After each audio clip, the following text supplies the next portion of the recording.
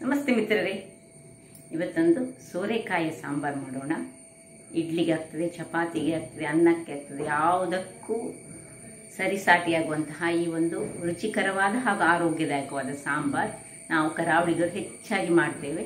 ಹಾಗಿರುವಾಗ ಈ ಸಾಂಬಾರನ್ನು ಹೇಗೆ ಮಾಡುವುದೆಂದು ನೋಡುವ ಮೊದಲು ಯಾರೆಲ್ಲ ನನ್ನ ಚಾನಲನ್ನು ನೋಡ್ತಿದ್ದೀರಿ, ಯಾರೆಲ್ಲ ಇನ್ನೂ ಸಬ್ಸ್ಕ್ರೈಬ್ ಮಾಡಿಲ್ಲ, ದಯವಿಟ್ಟು ಸಬ್ಸ್ಕ್ರೈಬ್ ಮಾಡಿ ಸಪೋರ್ಟ್ ಮಾಡಿ ಅಂತ ಹೇಳ್ತಾ ಬನ್ನಿ ಈ ರುಚಿಕರವಾದ ಯಾವುದಕ್ಕೂ ಹೊಂದಿಕೊಳ್ಳುವಂತಹ ಒಂದು ಸಾಂಬಾರು ಹೇಗೆ ಮಾಡುವುದು ನೋಡೋಣ. ನಮಸ್ತೆ ಮಿತ್ರರೇ, ಇವತ್ತು ಈ ಸೋರೆಕಾಯಿ ಬಳಸಿ ಒಂದು ರುಚಿಕರವಾದ ನಾವು ಮಂಗಳೂರು ಶೈಲಿಯ ಸಾಂಬಾರು ಮಾಡೋಣ. ತುಂಬ ಸಿಂಪಲ್, ಸ್ವಲ್ಪ ಸಾಮಾನುಗಳನ್ನು ಹಾಕಿ ಪಟ್ಪಟ್ಟನೆ ಮಾಡುವಂತಹದ್ದು.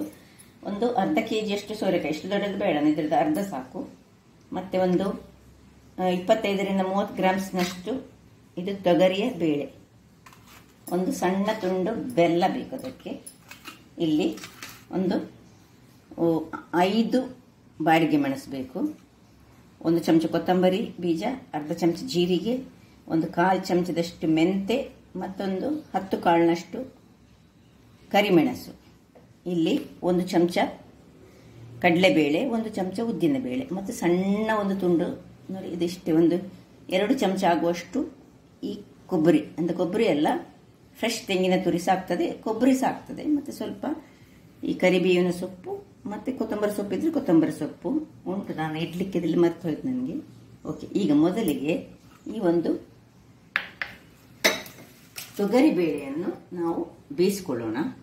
ಬೇಯಿಸ್ತಾರೆ ನೋಡಿ, ಒಂದು 25 ಗ್ರಾಮ್ಸ್ನಷ್ಟು ತೊಗರಿ ಬೇಳೆಯನ್ನು ನಾನು ಚೆನ್ನಾಗಿ ತೊಳೆದುಕೊಂಡು ಒಂದು 2 ಸತಿ ತೊಳೆದು ತರ್ತೇನೆ. ಈಗ ತೊಳೆದಾಯಿತು. ಈಗ ಇದಕ್ಕೊಂದು 2 ಲೋಟದಷ್ಟು ನೀರನ್ನು ಹಾಕ್ಕೊಂಡು ಇದನ್ನು ಬೇಯಿಸ್ಕೊಳ್ಳೋಣ. ಬೇಯಿಸುವಾಗ ನೋಡಿ, ನೀರು ನೋಡಿ ಎಷ್ಟು ಹಾಕಬೇಕಂತ, ಸ್ವಲ್ಪ ನೀರು ಹಾಕ್ಕೊಳ್ಳಿ. ಸರಿ ಬೇಯಬೇಕು, ಅದು ಒಳ್ಳೆ ಬೇಯಬೇಕು. ಅದರಿಂದ ಕುಕ್ಕರಲ್ಲಿ ಇಟ್ಟಿದ್ದೇನೆ, ಖಾಲಿ ಸಹ ಬೇಯಿಸ್ಕೊಳ್ಬೋದು ನಾವು. ಈಗ ಇದಕ್ಕೆ ಒಂದು ಬೇಯಿಸುವಾಗ ಕರಿಬೇವಿನ ಸೊಪ್ಪು ಮತ್ತು ಸ್ವಲ್ಪ ಹಿಂಗು ಇಷ್ಟನ್ನು ಹಾಕ್ಕೊಂಡು ನಾವು ಒಂದು 2-3 ವಿಸಿಲ್ ತೆಗೆದುಕೊಳ್ಳೋಣ. ಓಕೆ, ಇದರಲ್ಲಿ ಅರ್ಧದಷ್ಟು ಕಟ್ ಮಾಡ್ಕೊಳ್ತಿದ್ದೇನೆ ನೋಡಿ. ಸಿಪ್ಪೆ ಬೇಕು ನಮಗೆ ಇವತ್ತು, ಈ ಸತಿ ಸಿಪ್ಪೆ ಇಟ್ಟೇ ಮಾಡುವಂತಹದ್ದು. ಸಾಂಬಾರು ಮಾಡುವಾಗ ಸಿಪ್ಪೆಯನ್ನು ಇಟ್ಟುಕೊಂಡೇ ಮಾಡೋದು ನೋಡಿ. ಇದನ್ನು ಒಂದು ಹದಾದ ಹೋಳುಗಳಾಗಿ ಮಾಡುವ, ತುಂಬ ಸಣ್ಣ ಸಹ ಬೇಡ, ತುಂಬ ದೊಡ್ಡ ಸಹ ಬೇಡ ನೋಡಿ. ಈ ರೀತಿಯಲ್ಲಿ ಇಷ್ಟಿಷ್ಟು ದೊಡ್ಡ ಹೋಳುಗಳಾಗಿ ಎಲ್ಲವನ್ನು ಕಟ್ ಮಾಡ್ಕೊಳ್ತೇನೆ ನಾನು. ಎಲ್ಲವನ್ನು ಹೀಗೆ ನೋಡಿ ಕಟ್ ಮಾಡ್ಕೊಂಡಿದ್ದೇನೆ. ತುಂಬ ಎಳೆಯದಿದ್ರೆ ನೋಡಿ, ಬೀಜ ಹೇಗೆ ಎಳೆಯದುಂಟು. ಸಪೋಸ್ ನಿಮ್ಮದು ಬೆಳೆದಿದ್ದರೆ ಬೀಜವನ್ನು ತೆಗೆದು ಬಿಡಿ, ಬೆಳೆದಿದ್ದದನ್ನು ಬೀಜ ಹಾಕ್ಕೊಳ್ಬಾರ್ದು. ಸೊ ಹೀಗೆ ನೋಡಿ ಹದಾ ಸೈಜ್ನಲ್ಲಿ ನಾವು ಕಟ್ ಮಾಡ್ಕೊಳ್ಬೇಕು. ಇದೆಲ್ಲವನ್ನು ಹೀಗೆ ಕಟ್ ಮಾಡಿ ನೀರಿನಲ್ಲಿ ಹಾಕ್ಕೊಂಡಿದ್ದೇನೆ. ಈಗ ನೀರಿನಲ್ಲಿ ಹೀಗೆ ಸ್ವಲ್ಪ ತೊಳೆದು ಒಂದು ಪಾತ್ರೆಗೆ ಹಾಕ್ಕೊಳ್ಳೋಣ. ಕಡಾಯಿಗೆ ಹಾಕ್ಕೊಂಡು ಇದನ್ನು ಆನ್ ಮಾಡ್ಕೊಳ್ತಿದ್ದೇನೆ. ಇನ್ನು ಇದಕ್ಕೆ ಸ್ವಲ್ಪ ನೀರನ್ನು ಹಾಕೊಳ್ಳೋಣ.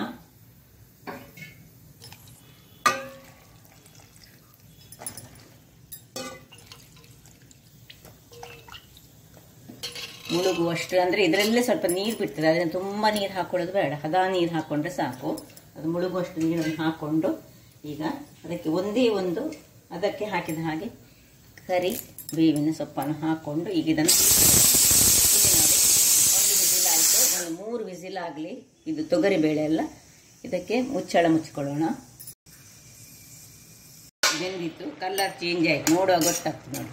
ಸಾಕು, ಇದು ಬೇಗ ಬೇಯ್ತದೆ, ಸೋರೆಕಾಯಿ ಬೇಗ ಬೇಯುವಂಥದ್ದು. ಇದಕ್ಕೆ ಈಗ ಸ್ವಲ್ಪ ರುಚಿಗೆ ತಕ್ಕಷ್ಟು ಉಪ್ಪನ್ನು ಹಾಕ್ಕೊಳ್ತಿದ್ದೇನೆ ನಾನು. ಅದರೊಟ್ಟಿಗೆ 1 ತುಂಡು ಬೆಲ್ಲವನ್ನು ಹಾಕ್ಕೊಂಡು ಸ್ವಲ್ಪ ತಿರುಗಿಸ್ಕೊಳ್ತೇನೆ. ತಿರುಗಿಸಿ ಸಣ್ಣ ಉರಿ ಮಾಡಿಕೊಂಡು ಅದು ಹಾಕಿ ಇಲ್ಲಿ ಮುಚ್ಚಿಕೊಂಡಿಡುವ. ಇಲ್ಲಿ ನೋಡಿ ಇದಾಗಿದೆ,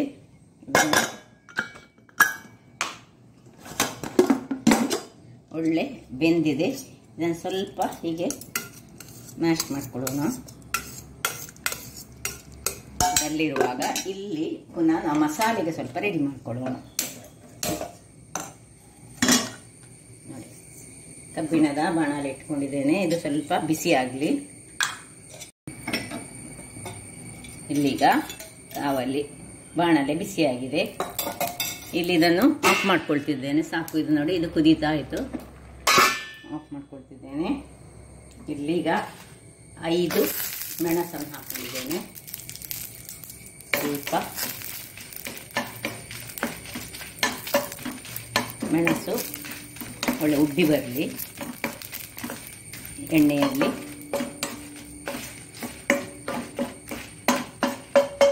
ಇದನ್ನು ಪಕ್ಕಕ್ಕೆ ಮಾಡಿಕೊಂಡು ಇನ್ನು ಒಂದು ಸ್ವಲ್ಪ ಎಣ್ಣೆಯನ್ನು ಹಾಕ್ಕೊಂಡು ಅದರಲ್ಲಿ 1 ಚಮಚ ಉದ್ದಿನ ಬೇಳೆ, ಉರಿ ಸಣ್ಣದಿರಲಿ, ಇದು ಸೈಡ್ ಇರಲಿ.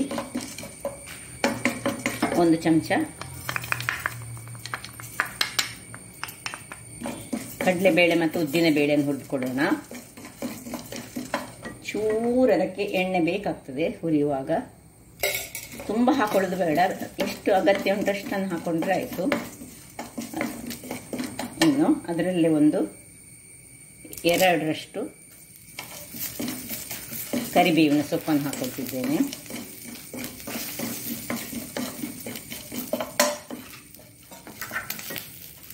ಇನ್ನು ಕೊತ್ತಂಬರಿ, ಮೆಂತೆ ಮತ್ತು ಜೀರಾ ಇಷ್ಟನ್ನು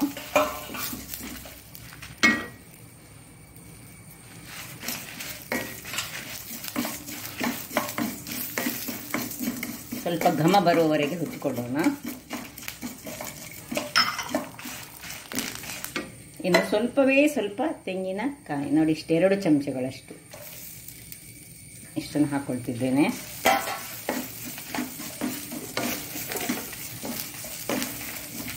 ಉರಿ ಮಾತ್ರ ಹದಾದಲ್ಲಿಟ್ಟು ಹುರಿದುಕೊಳ್ಳಿ. ಪರಿಮಳ ಬರುವವರೆಗೆ, ಅಂದರೆ ಸುರಿಗೆ ಮೆಣಸನ್ನು ಹುರಿದುಕೊಂಡಿದ್ದೇವೆ ನಾವು, ಅದರಿಂದಾಗಿ ಮೆಣಸು ಚೆನ್ನಾಗಿ ಹುರಿದಿದೆ.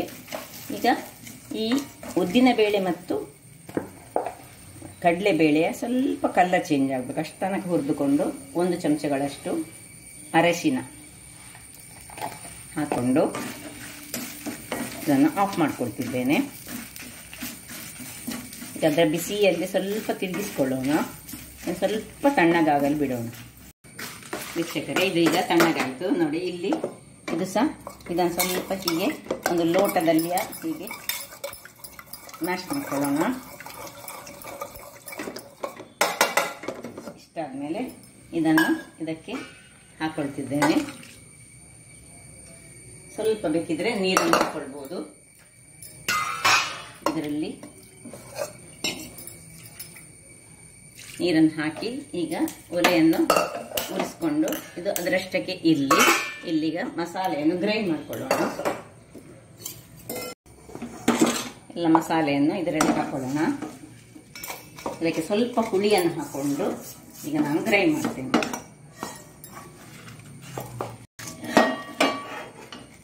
ಈಗ ಇಲ್ಲಿ ನೋಡಿ, ಇಷ್ಟು ಗಾತ್ರ ಸಾಕು. ತುಂಬ ಹುಳಿ ಬೇಡ, ಯಾಕೆಂದರೆ ಸೋರೆಕಾಯಿ ಅಲ್ಲ, ಅದರಿಂದಾಗಿ ತುಂಬ ಹುಳಿ ಬೇಡ. ಸೌತೆಕಾಯಿಯಾದರೆ ಸ್ವಲ್ಪ ಹೆಚ್ಚು ಹುಳಿ ಬೇಕಾಗ್ತದೆ. ಈಗ ಇದನ್ನು ನಾವು ಸ್ವಲ್ಪ ನೀರನ್ನು ಹಾಕ್ಕೊಂಡು ಒಳ್ಳೆ ಫೈನಾದ ಪೇಸ್ಟ್ ಮಾಡಿ ತರ್ತೇನೆ ನಾನು. ವೀಕ್ಷಕರೇ, ಇಲ್ಲಿ ನೋಡಿ, ಇಷ್ಟು ಫೈನಾದ ಪೇಸ್ಟ್ ರೆಡಿ ಆಯಿತು. ಈಗ ಇಲ್ಲಿ ನೋಡಿ, ಇದು ಕುದೀತಾ ಉಂಟು. ತುಂಬ ಬೇಯಿಸ್ಕೊಳ್ಬಾರ್ದು ಸೋರೆಕಾಯನ್ನು, ಅದಾದಲ್ಲಿ ಬೇಯಿಸ್ಕೊಳ್ಬೇಕು. ಈಗ ಇದನ್ನು ಇದಕ್ಕೆ ಹಾಕೊಳ್ಳೋಣ.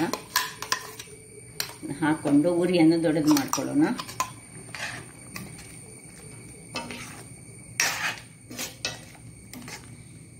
ತುಂಬ ನೀರು ಸಹ ಬೇಡ, ತುಂಬ ದಪ್ಪ ಸಹ ಬೇಡ ಸಾಂಬಾರು. ಈ ಸಾಂಬಾರು ಹದಾದಲ್ಲಿ ಮಾಡಿದರೆ ಬಹಳ ಚೆನ್ನಾಗಿ ಬರ್ತದೆ.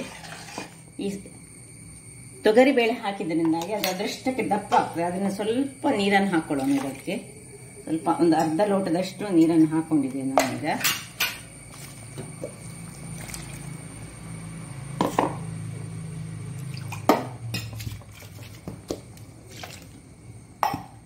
ಇನ್ನು ಚೆನ್ನಾಗಿ ಒಮ್ಮೆ ತಿರುಗಿಸ್ಕೊಳ್ಳೋಣ ನಿಧಾನಕ್ಕೆ. ನೋಡಿ, ಹೀಗೆ ಬಂತು ನೋಡಿ. ಇನ್ನು ಸ್ವಲ್ಪ ದಪ್ಪ ಆಯಿತು. ಈಗ ಇದಕ್ಕೆ ಸ್ವಲ್ಪ ನೀರನ್ನು ಹಾಕ್ಕೊಳ್ತಿದ್ದೇನೆ ನಾನು. ಒಟ್ಟು ನಾನು 1.5 ಲೋಟದಷ್ಟು ನೀರನ್ನು ಪುನಃ ಹಾಕ್ಕೊಂಡೆ. ತೊಗರಿಬೇಳೆ ಅದನ್ನು ಪುನಃ ದಪ್ಪ ಮಾಡ್ತದೆ. ಅದರಿಂದಾಗಿ ಸ್ವಲ್ಪ ನೀರೇ ಇಟ್ಟುಕೊಂಡು ಇದನ್ನು ಮುಚ್ಚಳವನ್ನು ಮುಚ್ಚಿಕೊಂಡು ಕುದಿಸಿಕೊಳ್ಳೋಣ. ವೀಕ್ಷಕರೇ, ಇಲ್ಲಿ ನೋಡಿ ಇದು ಕುದೀತಾ ಉಂಟು. ಈಗ ಇಲ್ಲಿ ಸ್ವಲ್ಪ ಉಪ್ಪನ್ನು ಚೆಕ್ ಮಾಡ್ಕೊಳ್ಳೋಣ. ಉಪ್ಪು ಕಡಿಮೆ ಇದ್ದರೆ ಉಪ್ಪನ್ನು ಹಾಕೊಳ್ಬೇಕು. ಸ್ವಲ್ಪ ಉಪ್ಪು ಕಮ್ಮಿ ಉಂಟು. ಸ್ವಲ್ಪ ಉಪ್ಪನ್ನು ಹಾಕ್ಕೊಂಡು ನಾನು ಇದನ್ನು ಸ್ವಲ್ಪ ತಿರುಗಿಸಿಕೊಂಡು ಮುಚ್ಚಳವನ್ನು ಮುಚ್ಚಿ ಆಫ್ ಮಾಡ್ಕೊಳ್ತಿದ್ದೇನೆ. ಅದರಲ್ಲೇ ಬೇಲಿ. ಇಲ್ಲಿ ಈಗ ಒಂದು ಕಬ್ಬಿಣದ ಬಾಣಲೆಯನ್ನು ಇಟ್ಕೊಂಡಿದ್ದೇನೆ. ಅದಕ್ಕೆ 1, 2 ಇದು ಎಷ್ಟು ಚಮಚ ನಿಮಗೆ ಬೇಕು ಎಣ್ಣೆ ಅದರ ಪ್ರಕಾರ ಹಾಕೊಳ್ಳಿ. ಮತ್ತೊಂದು ಚಮಚದಷ್ಟು ಸಾಸಿವೆ ಇದಾಗುವಾಗ ಇನ್ನು 2 ಇಡೀ ಮೆಣಸನ್ನು ಹಾಕೊಳ್ಳೋಣ.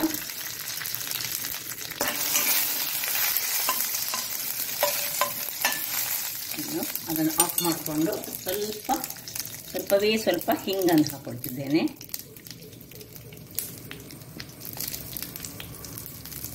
ಆಫ್ ಮಾಡಿ ಹಿಂಗೆ ಹಾಕೊಳ್ಳಿ, ಇದರಲ್ಲಿ ಕರಟೆ ಹೋಗ್ತದೆ. ಹಿಂಗಿನ ಇಡೀ ಆದರೆ ಇದರಲ್ಲಿ ಹಾಕೊಳ್ಳಿ. ಆಯ್ತು, ನಾನೀಗ ಇದಕ್ಕೆ ಸರ್ವ್ ಮಾಡ್ಕೊಳ್ಳೋದು.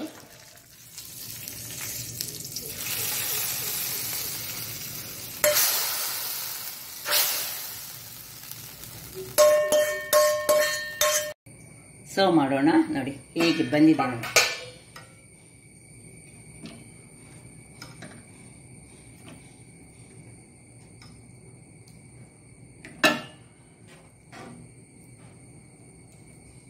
ಸೊ ಆರೋಗ್ಯಕರವಾದ ಒಂದು ಸಾಂಬಾರ್ ರೆಡಿಯಾಗಿದೆ. ಹೆಚ್ಚಾಗಿ ನಾವು ಒಂದು ಸೌತೆಕಾಯಲ್ಲಿ ಮಾಡ್ತೇವೆ ಅಥವಾ ಸೋರೆಕಾಯಲ್ಲಿ ಮಾಡ್ತೇವೆ. ಹಾಗಾದರೆ ನೋಡಿದ್ರಲ್ಲ ವೀಕ್ಷಕರೇ, ಒಂದು ರುಚಿಕರವಾದ ಸಾಂಬಾರ್. ಹಾಗಾದ್ರೆ ನನ್ನ ಕುಕಿಂಗ್ ಚಾನಲ್ ನಿಮಗೆ ಇಷ್ಟ ಆದರೆ ಬೋಳೂರು ಸುವರ್ಣ ಚಾನಲನ್ನು ಲೈಕ್ ಮಾಡಿ, ಶೇರ್ ಮಾಡಿ ಹಾಗೂ ಸಬ್ಸ್ಕ್ರೈಬ್ ಮಾಡಿ ಹಾಗೂ ನನ್ನ ಇನ್ಸ್ಟಾಗ್ರಾಮ್ ಪೇಜನ್ನು ಫಾಲೋ ಮಾಡಿ. ಧನ್ಯವಾದಗಳು.